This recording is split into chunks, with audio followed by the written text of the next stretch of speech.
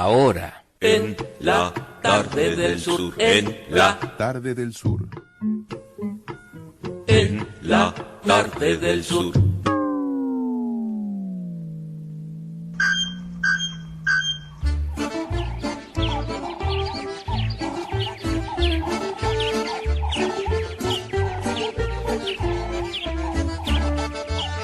Aquí estamos para presentarles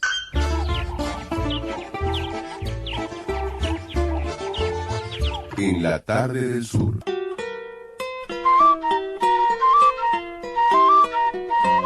Estamos en el año del centenario del maestro Abel Carlevaro.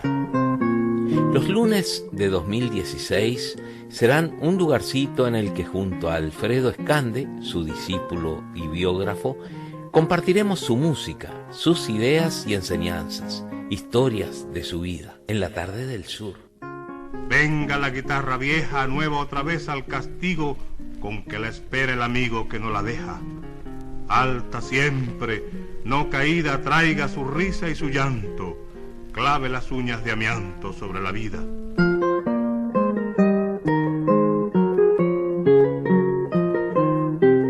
Guitarra.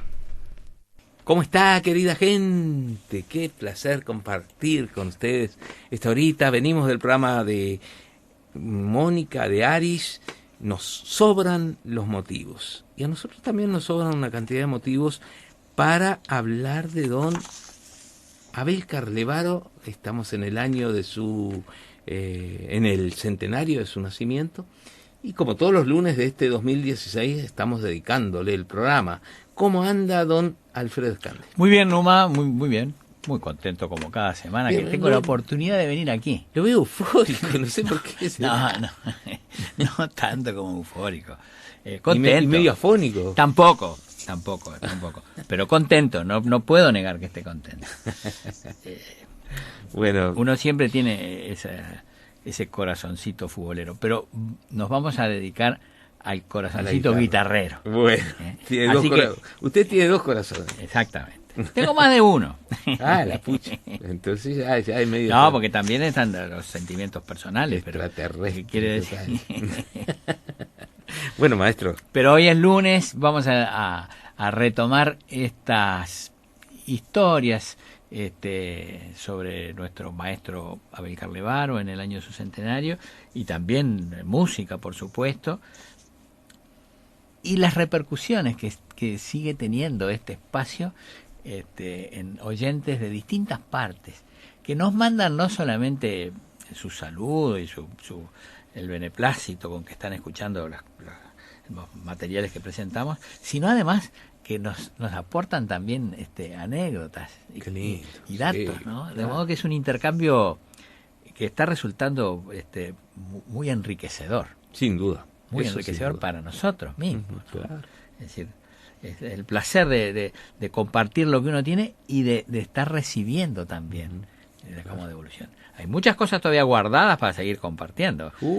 Tenemos todavía el transcurso del año. Vamos recién... Imagínate tú que vamos recién por el programa número 22. Sí. Uno podría decir vamos ya, pero pensando que vamos a hacer esto todo el año y que por lo tanto vamos a andar por la cincuentena de lunes dedicados a esto, hay tiempo por delante todavía. Y hay mucho material. Con respecto al programa del lunes pasado, donde tuvimos la gratísima visita de Eduardo Tarbanoa, Jorge de Santa Ana nos escribió: hermoso programa, toda una clase. Eduardo Garrido desde México: otra maravilla más para el acervo guitarrístico de habla hispana. Extraordinario invitado, por cierto. Un fuerte abrazo y gracias mil, amigos Alfredo y Numa. Qué bueno. Daniel Armando Hugón, desde Rivera. Sí. Como ya es habitual, otra interesantísima entrega de este ciclo. Mis respetos y admiración hacia ustedes, maestros Escande y Numa, por permitirnos conocer en detalle la vida y obra de este prócer de la guitarra oriental. Saludos desde la frontera norte, como titulaba una de sus obras el gran Osiris. Osiris Rodríguez Castilla. Sergio Segovia, que me llamó hoy desde Oldsmar, en el estado de Florida, en Estados Unidos. Él es hijo de un íntimo amigo de Abel Carlevaro, ¿no? Claro. y tiene aquella guitarra que fue la primera. Sí. Así que llamó, que nos escucha semana a semana y te mandó muchos saludos. Me pidió especialmente que te mandara sus saludos. Bueno, un gran abrazo. Raúl Lippi nos escribió desde Córdoba, ampliando aquella anécdota sobre el final del acorde del estudio número 5, homenaje a Villalobos, Claro que nos mandó una copia con la corrección que Carlevaro le había hecho. Sí. Muy interesante además. Y contando un poco sobre aquella masterclass en noviembre del año 99, en la que él tuvo ese contacto con él y le dio explicaciones sobre cómo tocar el estudio. Uh-huh. Pero bueno, entonces es un largo mensaje, pero yo voy a contar que dice que antes de bajarse ahí del lugar donde daba la clase, dice, el maestro tomó una lapicera color azul que siempre dejaba sobre la tril y me dijo, a esta obra le cambié el acorde final después que lo enviara a la editorial. Entonces escribió las notas, ¿no? Uh-huh. Y dice que sus palabras finales fueron, te sale bien. Y él quedó muy contento. Dice, esas palabras fueron sinónimo de estímulo y motivación para un joven guitarrista acompañado de temores. No solo era él un excelente guitarrista y un gran maestro, sino que también poseía la amabilidad, sensibilidad y humildad de motivar sin excepción a las personas. Dice. Estas palabras fueron las últimas que pude escuchar del maestro y esa ocasión la última vez que le vi. Dice, el agradecimiento es grande e inmenso la alegría de tener y poder recordar estos gratos momentos junto al maestro. Quiero agradecerles a ustedes por todo lo que están haciendo a través del programa del Centenario. Es un verdadero privilegio que Dios me está permitiendo disfrutar. Y mando un fuerte abrazo. Lars Fagerström, quien fuera yerno de Andrés Segovia, casado con la hija, con Beatriz Segovia, que vive en Costa Rica, es un sueco que vive en Costa Rica, pero que mantuvo un arraigo con el Uruguay, porque él conoció a Beatriz Segovia aquí en Montevideo. Mantuvo un arraigo tan grande con el Uruguay que cada vez que juega Uruguay él me escribe, además. Vibra con la celeste, viviendo en Costa Rica y siendo sueco. Y entonces me dice, felicidades para vos y para Numa por un programa inolvidable en las tardes del sur, me dice. Dice, un programa ya famoso fuera de la República Oriental. Felicitaciones otra y otra vez. El otro día vi jugar a Costa Rica contra Colombia. Y le ganó. Y ganó. Sí. Bueno, y ahora, mira Álvaro Boto, que es, él es un poco mayor que nosotros, fue discípulo de Carlevaro cuando era muy joven, y no se dedicó a la guitarra. Uh-huh. Y hace unos años retomó y tomó algunas clases con Ramiro. Y me escribió me dijo, tengo algunas anécdotas. Le pedí que me las mandara. Claro. ¿No? Entonces me dice, disfruté mucho el programa de ayer, el programa con la Ruana. Dice, aprecio mucho ese disco, el disco de Vicente Vallejo. Claro. Entonces me dice, la anécdota que tal vez conozca, pero yo no la conocía, se refiere al día en que Abel decidió dejar agronomía y dedicarse a la guitarra. Esto yo no lo sabía. Él me comentó que había estudiado agronomía y que estando en facultad, un día le asignaron un predio a cada alumno con largos canteros que debían preparar para sembrar. Comenzó a trabajar en su cantero con la azada. Y en el cantero vecino, al mismo tiempo lo hizo una estudiante paraguaya, bien bajita y delgadita, le contó Carlevaro a Álvaro Boto. Sí. Y me dice Álvaro Boto, estas son palabras de Carlevaro, yo no había llegado ni a la mitad y ella ya había terminado su cantero y comenzado con el siguiente. Entonces dejé la herramienta y dije, esto no es para mí. Qué bueno. Así que habría que agradecerle, dice Álvaro Boto, a esa desconocida estudiante del país hermano que sin saber contribuyó en algo a que don Abel encauzara su vocación. Aunque naturalmente él ya lo tuviera decidido. Sí, en esa época él había empezado a estudiar con Segovia y fue el consejo de Segovia, además que le dijo que se dedicara de lleno a la música. Dice Álvaro Boto, fui a sus clases entre el año 63 y el 67, entre mis 15 y 19 años en el piso 9 de Agraciada. Ahí empecé yo también, en un edificio arriba de donde estaba la Cita, claro, la compañía de ómnibus, en Agraciada y Mercedes, más o menos. Dice, algunas instantáneas. Llegar a la clase y encontrarlo pintando al óleo un cuadro impresionista de una escena ciudadana. Le gustaba pintar. Mira. Y en la casa todavía hay algún cuadro pintado por él. Qué bueno. Sí. Dice otra, llegar y ver en su repisa un pejerrey gigante pescado en la laguna del Sauce conservado en un recipiente apropiado de vidrio. O la guitarra hecha por su tío, dice, con boca de chelo. El tío experimentaba, el tío Héctor, que hacía guitarra, Agustín tocaba en una guitarra de Héctor Carlevaro, claro. Experimentaba distintas formas de boca, distintas cosas. E incluso alguna guitarra con la parte superior recta, como la que él después diseñó. También, bueno. O cuando dice, para que apreciara los bajos, puso en mis manos su Hauser, cuando me decía que la melodía se oye sola y lo que hay que escuchar son las segundas voces, al estudiar la Bourrée en mi menor. Dice, componía piezas fáciles para sus alumnos y le ponía nombre y seudónimo. Por ejemplo, una Vidalita, Sol de Mayo, autor José A. Piendivene. José Antonio Piendivene, que fue un gran jugador de fútbol de la época que Carlevaro era niño. Se retiró en el año 26, gran jugador de Peñarol y de la selección uruguaya, Piendivene.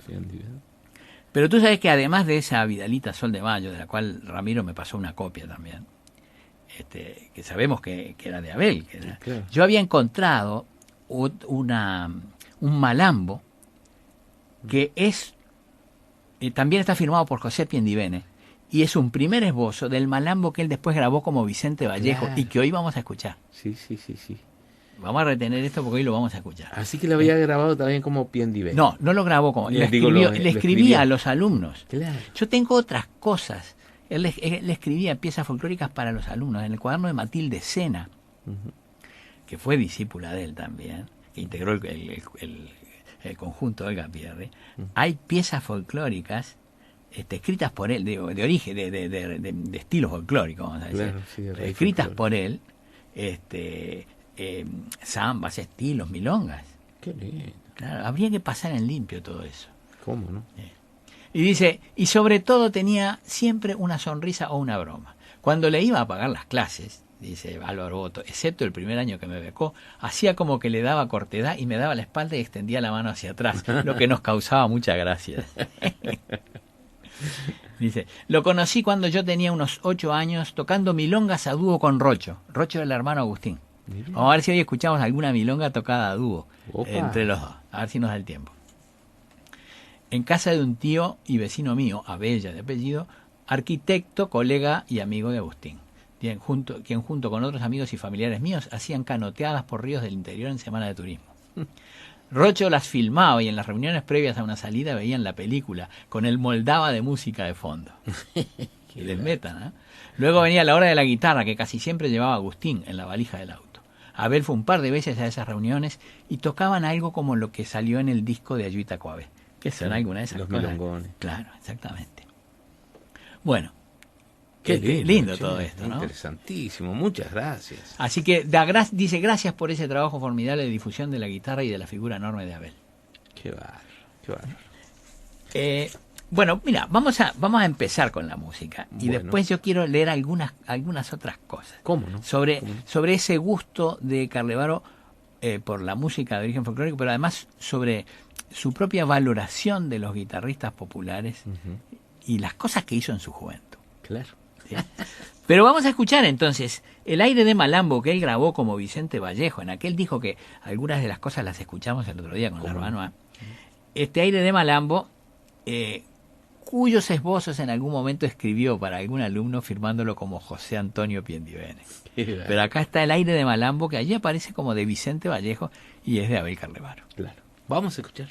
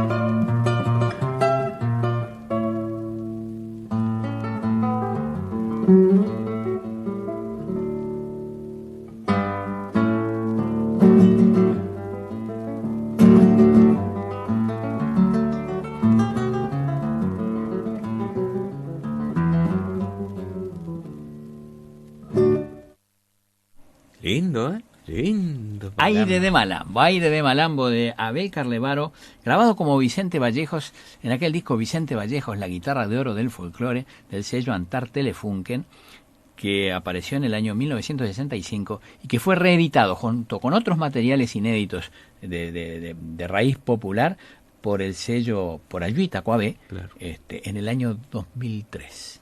La verdad que es un precioso trabajo ese y un documento maravilloso. Es una joya. Claro.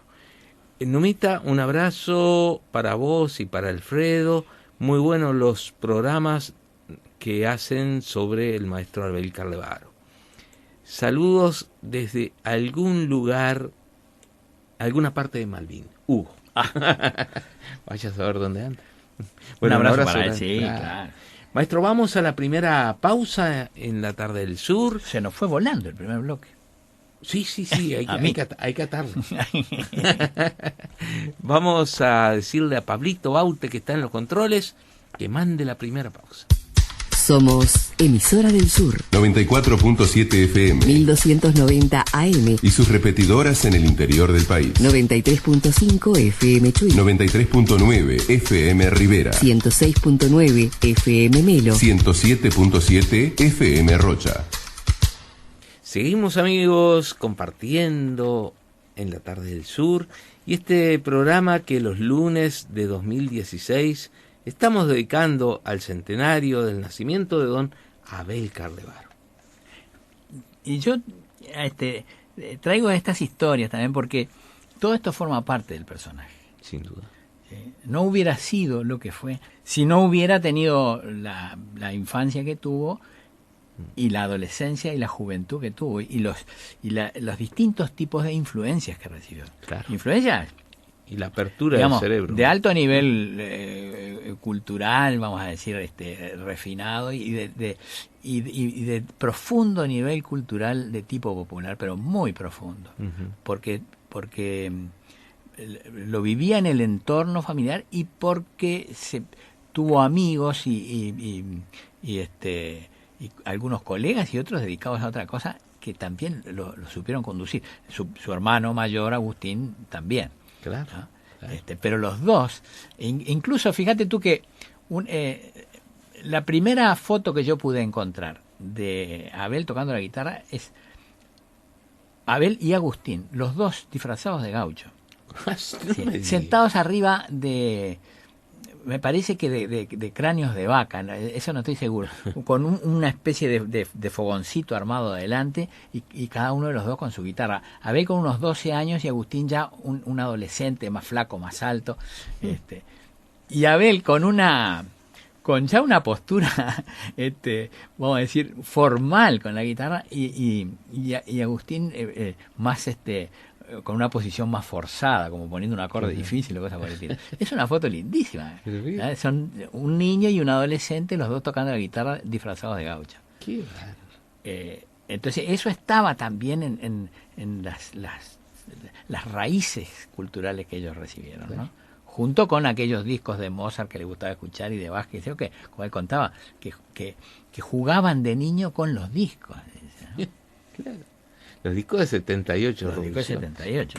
Estamos hablando de que él nació en el año 16. Claro, ¿no? claro. Así que esa foto que yo te digo debe haber sido del año 28.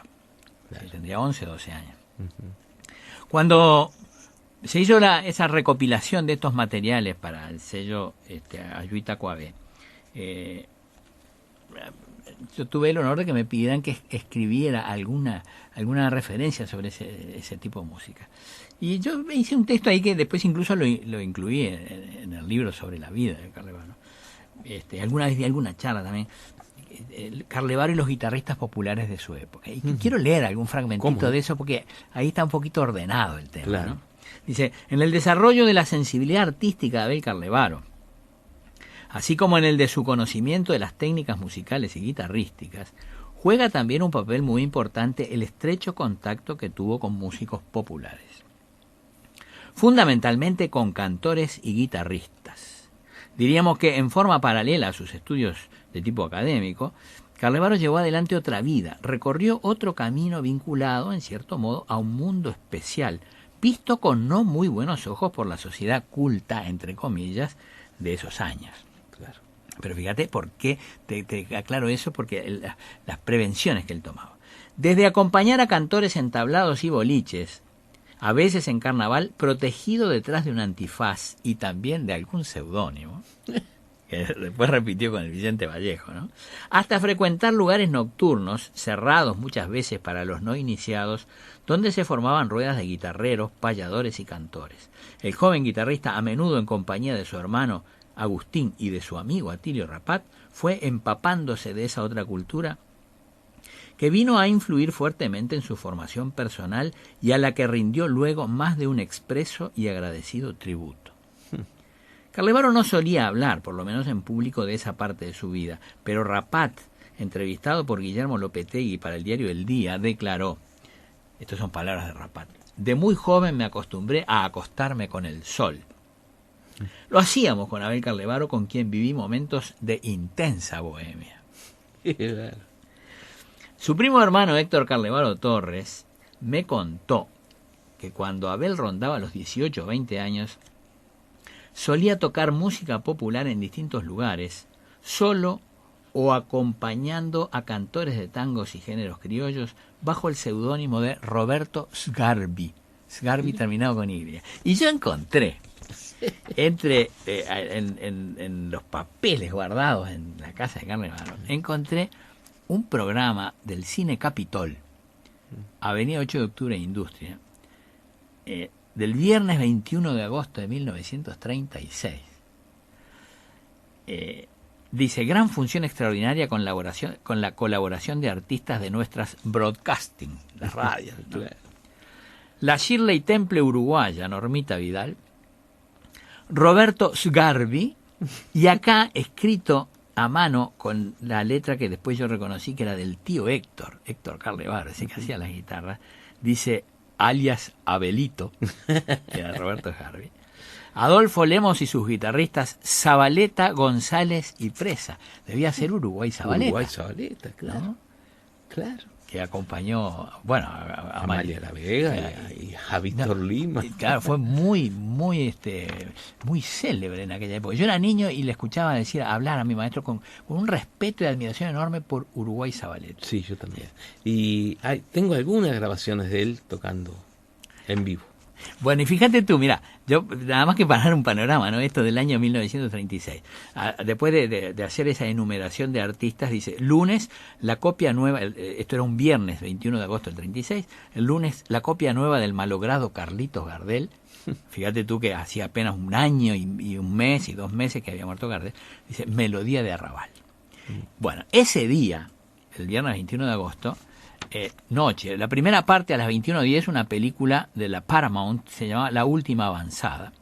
Después, segunda parte, estaba primero un animador y recitador, Egidio Rico. Después, segundo, Aide Ilia Miramontes, precoz recitadora. Después, cantor Adolfo Lemos con sus guitarristas Zabaleta, González y Presa. Después, la Shirley Temple uruguaya, Normita Vidal, en una interpretación de canciones de nuestro folclore. Y quinto, Roberto Sgarbi, audición de guitarra. Y después, tercera parte, imagínate, yo no sé a qué hora iba a ser, porque si la primera película era a las 21:10, después venía esa parte artística, y después, al final, Paramount Pictures presenta la producción de Carlitos Gardel, Tango Bar, copia nueva y flamante. Función completa, 35 centésimos. Año 1936, ¿no? Era muy común que hubieran artistas antes. Entre medio de las dos películas, claro. Y uno de ellos es Sgarbi. Roberto Sgarbi, alias Abelito. Una audición de guitarra. Y tocaría música popular. Y seguramente. Sí. Seguramente. Sí, claro. Vaya uno a saber, ¿no? Porque no hay detalle ahí de lo que tocaba. Claro. Bueno, vamos a escuchar ahora otra interpretación de Vicente Vallejo. Ahí está. Esta Una lágrima de Gaspar Sagreras. Gaspar Sagreras fue un guitarrista nacido en España, que se radicó en la Argentina. Había nacido en 1838, murió en 1901. El apellido Sagreras es muy conocido por su hijo, Julio Sagreras, que fue un guitarrista, discípulo seguramente de su propio padre y de los discípulos de Tárrega que anduvieron por allí. Sí, hay en métodos, Argentina. ¿no? Y escribió una serie de, las primeras lecciones de guitarra, que eran 5 o 6 tomos, y que todos pasamos por ahí. Y sí.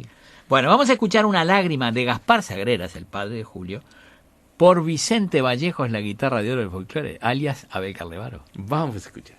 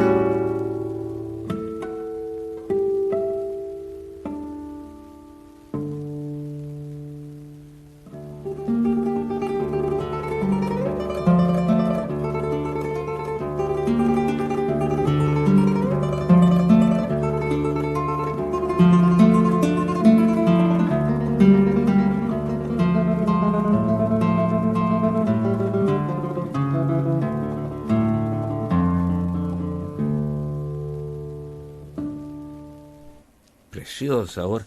Yo creo haber tocado en mis comienzos una lágrima, haber probado una lágrima, pero tengo la idea, no sé, de que eran 4 notas. Sí, él lo cambió.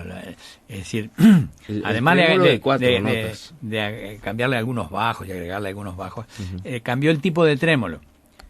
La obra está escrita con el trémolo de 4 notas, la primera de ellas simultánea con el bajo.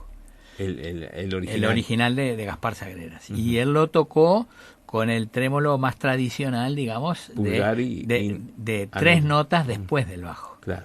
¿No? A continuación del bajo. Claro. Por eso me salió tan distinto. Sí, seguramente por eso. Sí, estoy seguro. No, usted no se ría. También me contó Héctor Carlevaro Torres, el primo hermano de Abel, el hijo de Héctor R. Carlevaro, que era el constructor de las guitarras, ¿no? El tío Héctor, vamos. Que otro primo de ellos, Omar Hugo Carlevaro, cantaba, haciéndose llamar Ricardo Ibáñez el Caballero Cantor. Pero el Caballero Cantor no era Ignacio Corsini. No, pero este era Ricardo Ibáñez, el Caballero Cantor. Y muchas veces lo acompañaba Roberto Garbi. Pero al qué primo. bárbaro. Hay que buscar programas de eso, ¿no? Parece ser, pero no, que salían en los... Mira, dice, según palabras de Héctor, que allá por 1935 o 36 salían los dos músicos en días de carnaval en un auto de carreras marca Bugatti que el cantor tenía. De esos que no tienen carrocería, y acomodaban la guitarra sobre el tanque de nafta. Cuando llegaban a un tablado se ponían antifaces, subían, hacían su espectáculo, recaudaban unos pesos y seguían luego la recorrida en busca de otro tablado o de otras diversiones. Qué bárbaro. Qué increíble. Claro. En varias conferencias brindadas entre 1958 y la primera mitad de los años 70, varias conferencias que yo tengo los originales de esas conferencias, y luego en Mi guitarra y mi mundo, donde transcribió párrafos de aquellas charlas en forma casi textual, dice Carlevaro, estos son palabras de él, dice, cuando estaba en las primeras etapas con el instrumento, tocando en muchas reuniones de amigos, tuve la feliz oportunidad de conocer a músicos populares, de oído, ajenos a toda escuela o academia que los privara de su libre manera de actuar, de solucionar naturalmente los problemas que pudieran surgir con su guitarra. Fíjate que está diciendo que la escuela o academia los privara de su libre manera de actuar. Claro. A ellos, dice Carlevaro, mi agradecimiento. No los he olvidado porque de ellos he aprendido mucho. Y continúa más adelante. Con los músicos populares he asimilado el cambio, la vivencia de la imaginación libre, la asimilación de formas de toque, fijación de articulaciones, cómo producir el pizzicato correctamente, movimientos del brazo, etc. Esos guitarristas tuvieron que buscar soluciones por sus propios medios, encontrando también caminos seguros, sin frenos académicos que hubieran puesto barreras a su libre imaginación. De aquel recibí una enseñanza, de aquel otro una diferente. Y con el tiempo pude comprobar la verdad de lo que hacían, pues no hay otra forma de producir tal sonido sino como ellos lo habían concebido, así, del modo más antiacadémico posible. Qué bárbaro. Y esto se vincula también con aquello que él decía de Villalobos, ¿no? Que decía que era antiacadémico, Claro, ¿no? claro. Después hay otra referencia de él a estas cosas en una entrevista que la voy a dejar de todas maneras, la voy a leer ese fragmento en el otro bloque porque es un poquito larga, no da el tiempo ahora, pero quiero contarte para ubicarte. Es una entrevista que le hizo el compositor Juan José Iturriberri, que oficiaba también como crítico musical, escribía en Marcha sobre temas de música en aquella época. Uno de los últimos números del semanario Marcha, antes que fuera clausurado, antes de la dictadura, salió por allá por el mes de febrero del año 74. Y ahí ya, digamos, faltaba, yo no sabía, pero faltaba un par de meses para que yo empezara a estudiar con Carlevaro. Todavía no lo sabía yo. Claro. Pero encontré esa entrevista y hubo varias cosas ahí que me llamaron la atención y yo ya lo he contado. Pero entre otras cosas, en esa entrevista que voy a leer después, él se refiere también al uso popular de la guitarra. Para ubicarnos. Bárbaro. Voy a leer fragmentos de esa entrevista en el último bloque. Genial, genial. Ahora vamos a la segunda pausa en la tarde del sur y volvemos. Nuestro celular 099-345-170. Pablito Baute está en los controles. Somos Emisora del Sur. 94.7 FM. 1290 AM. Y sus repetidoras en el interior del país. 93.5 FM Chuy. 93.9 FM Rivera. 106.9 FM Melo. 107.7 FM Rocha. Continuamos, amigos, en la tarde del sur, ya con el último tramo. Como dice usted, el tiempo vuela. Sí. El tiempo vuela, ¿no Ah, lo no. dijo? ¿No lo dijo Pablo Milanés? Algo parecido. Algo Yo parecido. era para ver si usted estaba atento. Sí, algo parecido. Mira, yo prometí leer un fragmento de esta entrevista que le hizo Juan José Iturriberri a Carlevaro, pero de todas maneras vamos a ambientarnos escuchando otra obra tocada por Vicente Vallejo en la guitarra oro del folclore, un estilo de Abel Fleury, El Tostao. Ah, precioso. Vamos a escuchar.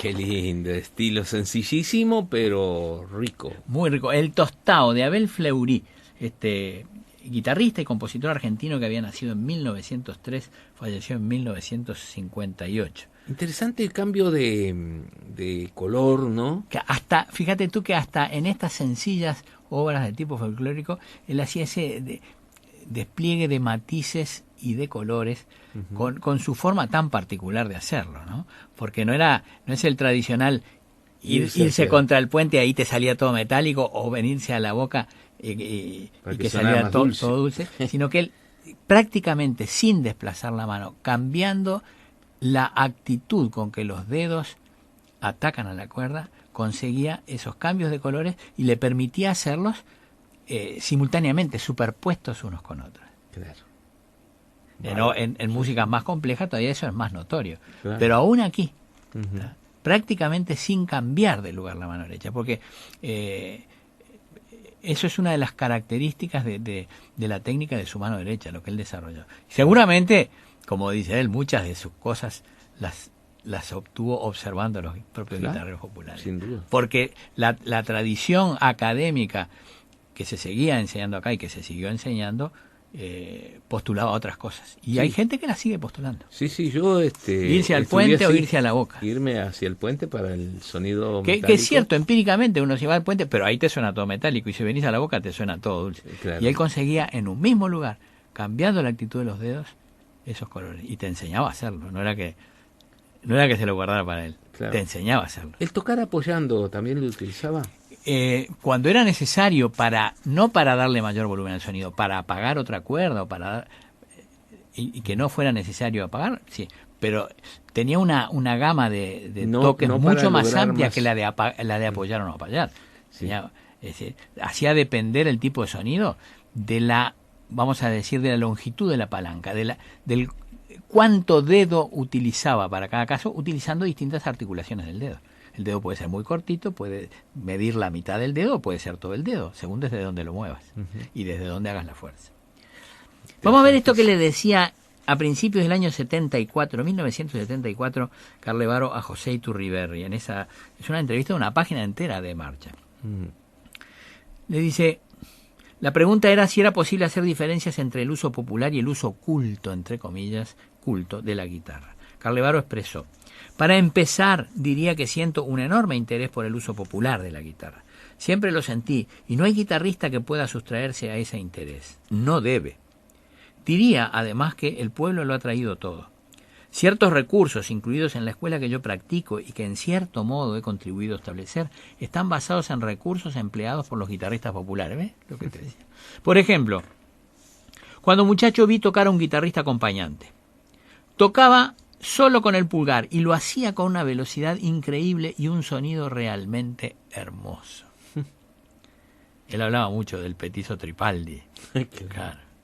Quedé maravillado, me tenía cierto respeto porque yo tocaba, entre comillas, por música. Era, como casi todos los de su género, analfabetos desde el punto de vista musical. Tocaban, entre comillas, de oído. No leían una nota. Por eso me respetaban y me llamaban, entre comillas, guitarrista clásico. Era al revés en realidad. Yo sentía admiración por ellos, dice Carlevaro. La velocidad y la calidad de sonido de ese pulgar eran inimitables.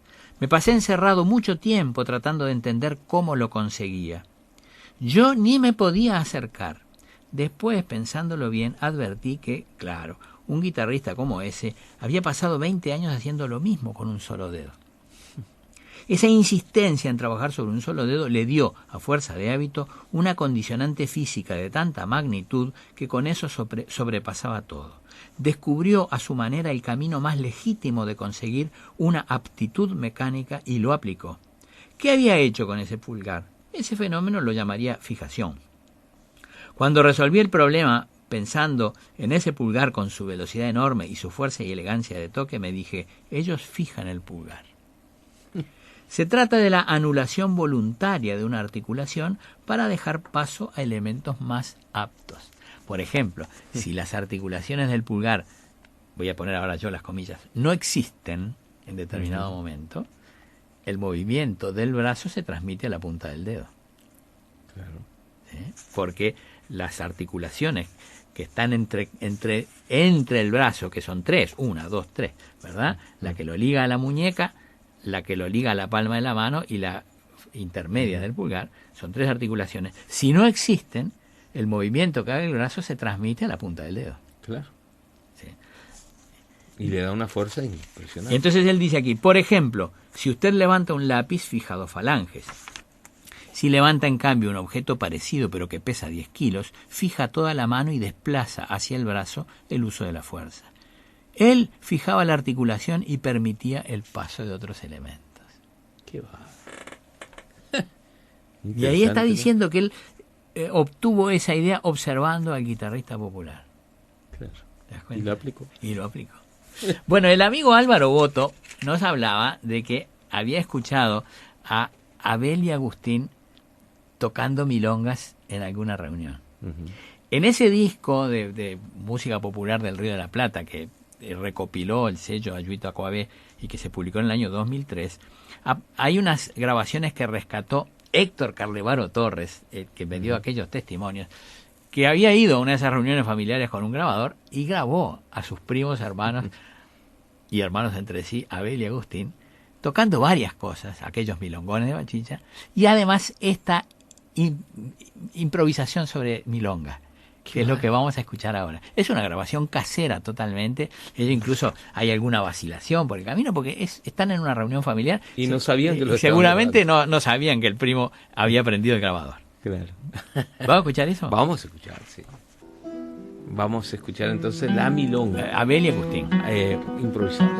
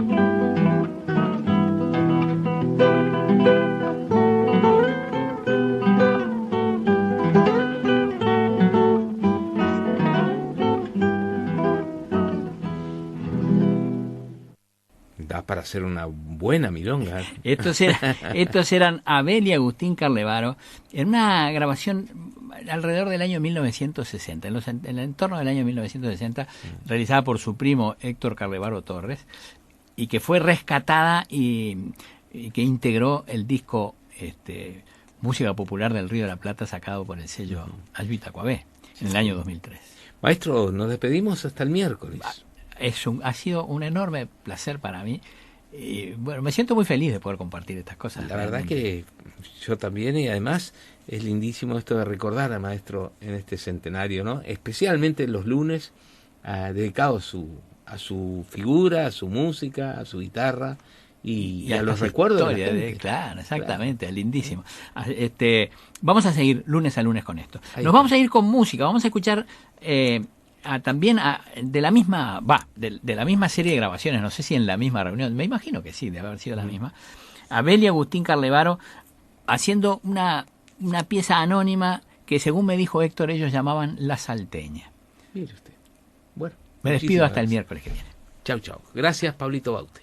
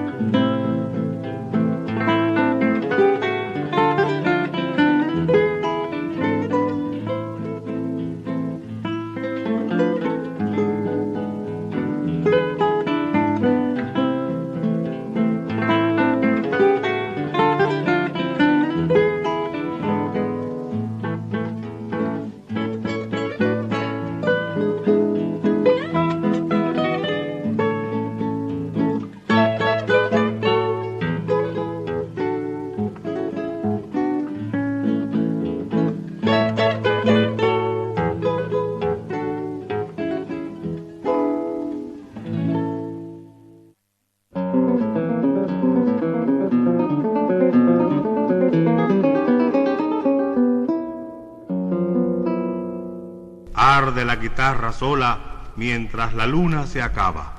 Arde libre de su esclava bata de cola.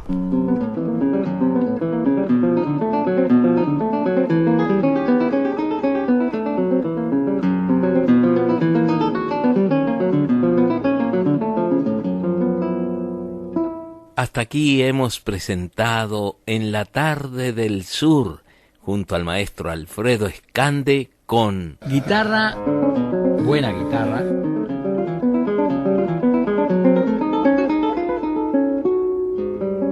En la tarde del sur.